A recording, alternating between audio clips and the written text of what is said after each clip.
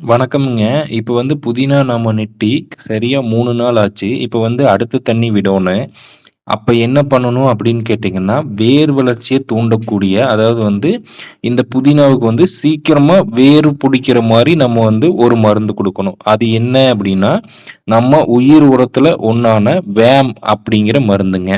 இந்த வேம் நுண்ணுயிரிய நம்ம தண்ணீல கலந்து குடுக்கும்போது பார்த்தீங்கன்னா, என்ன பண்ணும் அப்படின்னா, வேர் வளர்ச்சிய அதிகமா தூண்டுங்க. அது மட்டும் இல்லாம, மண்ணுல இருக்கிற மணிச்சத்தை எடுத்து பயிர்களுக்கு குடுக்கும். அதனால பார்த்தீங்கன்னா, பயிர்கள் ஆரோக்கியமா வரும். ஒரு பயிர்ல வேர் வளர்ச்சி நல்லா இருந்தாலே, அந்த பயிர் அனைத்து சத்துக்களும் நல்லா எடுத்து ஆரோக்கியமா வளருங்க.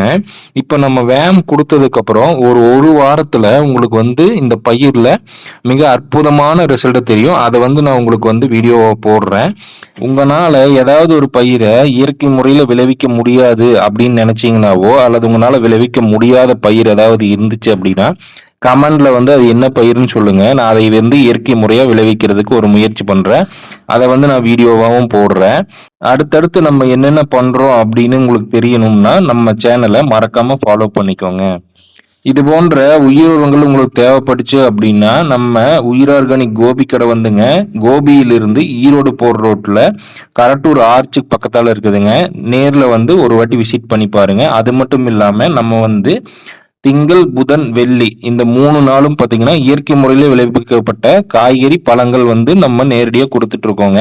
உங்களுக்கு யாராவது தேவைப்பட்டாலோ, அல்லது நம்ம கடைக்கு இன்னும் நேரடியா விசிட் பண்ணாம இருக்கிறீங்கன்னா, ஒரு வாட்டி நேர்ல பார்த்து விசிட் பண்ணிட்டு போங்க.